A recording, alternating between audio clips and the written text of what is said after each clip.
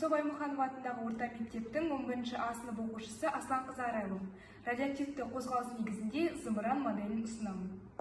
Зымыранды жасауға бізге пластикалық бөтелке, жалғағыш сымдар, 90% этил спирті, дискі, тоқ көзі, бірнеше шприц және ыстық клей қажет.